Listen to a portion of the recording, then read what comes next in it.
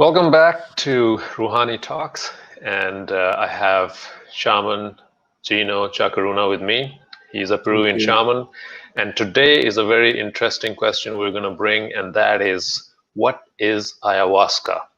Nowadays, there's a lot of talk about this plant medicine, and a lot of people are going to Amazon, to Peru, to Ecuador, to Costa Rica to get healed by this specific medicine. So we're going to just jump right into this question. So Gino, please tell us, what is ayahuasca? Hello, Faisal. Thank you for inviting me. Hello to all your followers. This is the $1 million question, no? Yes. I don't know if anybody will be able to answer that one. I think that now science have jumped in to try to understand. And there was the name of this man that just died. What I don't remember at the moment, in the conference in Girona in Spain. At the end, he said he just passed a couple of months ago. He was like near his middle 80s probably. He just said, "I am so sorry to see how plant medicines are being scientialized. Like all science now is trying to analyze and discover what is this plant." But at the end, all these researchers are good. They're trying to find out the active compounds.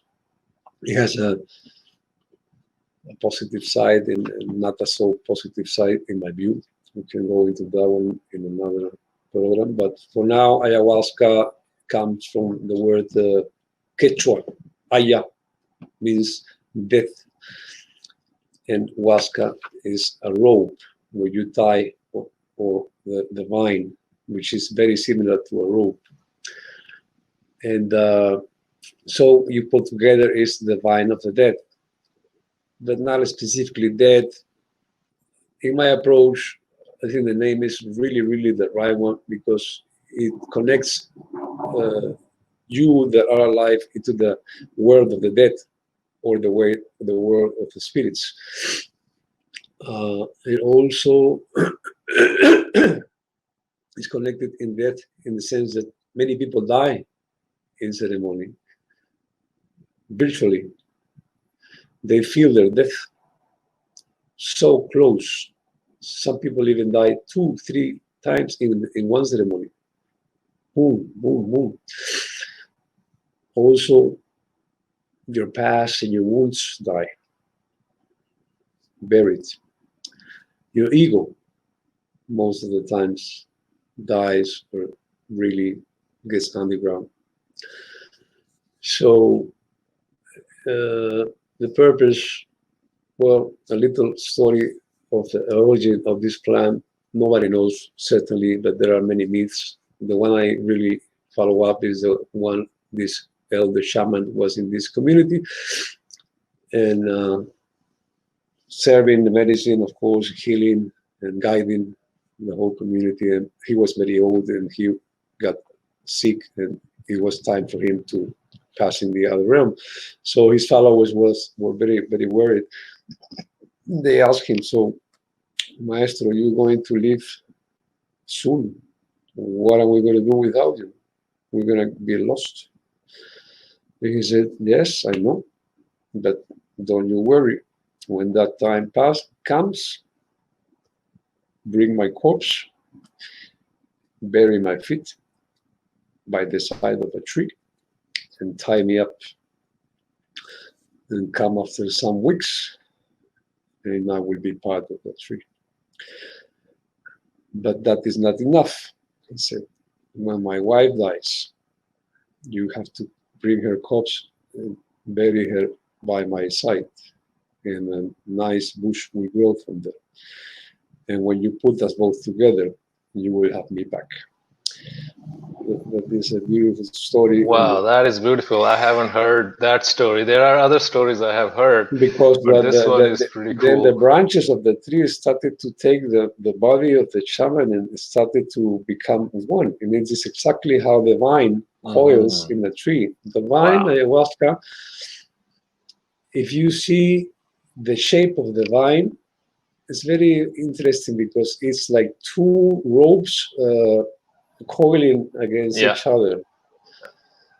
And that is exactly what the vine does with you. She really smashes and presses you like coiling and squeezes you in your body and your emotions and your mind. It's interesting, very interesting, the shape, because she Uh-huh. really, and then, Also, real quick, I think there's yeah, a misconception out there. People think ayahuasca is it's made of one plant or one vine. So yeah, when they look at this particular vine, they say this is ayahuasca. So if you can okay. explain that a little bit, I will please. explain. Ayahuasca,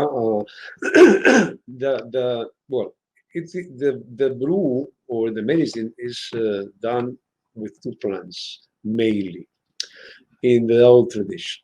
Now it's changing, but the plants are Banipteriosis caapi, which is called ayahuasca by itself, and Chaka-Runa or Chaka-Runa, which is the Psychotria viridis, which has the DMT. The ayahuasca has the armala, armalin, beta-carotenoids, and the MAO, the enzymes inhibitor. And the Chaka-Runa has the DMT. So they work in symbiosis. I really truly believe that the plants, they both know what they are meant to do. As I explained the other day, we trespass our information to our children. So do the plants. So each new Chaka-Runa leaves, they know what they have to do. Each vine, they know what they are coming here, and they know they're going to work together. Uh, in other formulas like Colombia, they work also with ayahuasca, with caapi, and Chagropanga, which also has DMT, is from the family of the Chaka-Runa. This is a medicine, very old medicine, plant medicine and maestra that is used to heal, to connect you with your really consciousness. Sometimes I call it the apocalypse plant because we are misguided to think apocalypse is the end of the times. If you go and look in the Wikipedia or whatever, it comes from the Greek apocalypsis, and that means dropping the veil. And of course, by dropping the veil, it will be the end of that time because you will see things different. So ayahuasca is a plant healer, very powerful, and she can really heal your body. Many diseases can be healed. Your emotions takes it to the past, things that you have no idea are there, because the mind is very wise. The mind, when you're a kid and you have a trauma, sexual abuse, physical abuse, or abandonment, whatever, you hide it. It's like this is a man, and then you put it under the rack, and that is gone. You will never remember, but it's there. That is why I'm not happy. Something is holding me back, whatever. So when you drink the medicine, what ayahuasca does is she comes here playing and then starts making the rock, and you, wow, what is this? Clean up, and then everything comes out. She just shows Sometimes not you, very good, right? yeah, it's stored, it piles up, and she just shows you what you are bringing, what you are carrying, but you have no clue because you have the veil and you have buried it. Once it comes out, and that is why in the Amazon, we never say, let's go take ayahuasca. And also, people say, I'm going to take ayahuasca. That is a little bit full of pride, or maybe because it's a trend. We say, I'm going to allow the medicine to take me. Mm. It's very important, no? And yeah, so yeah. So in the Amazon, we say, let's go take the purge. Uh-huh. Mention it's a purge. It makes you purge everything out from your system.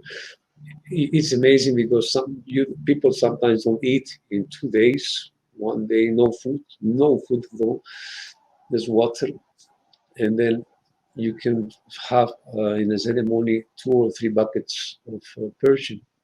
Yeah, that's very Really, interesting. I think now we're getting into the topic of dieta, like why is it important to clean your system and diet with the other plants?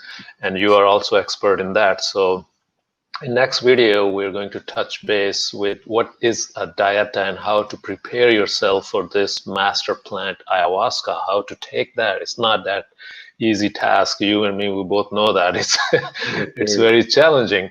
So we're going to get into that question in the next video. Thank you, Don Gino, for beautifully explaining what ayahuasca is. And my viewers, if you have not watched our other videos about what is a shaman, who is a shaman, and many other videos on plant medicine topic, please check them out. They are right here, a couple of videos. And we will be back talking to Don Gino. We're going to go deeper into the subject of plant medicine. Once again, thank you very much, Gino, and we'll see you again. See you all. Bye-bye.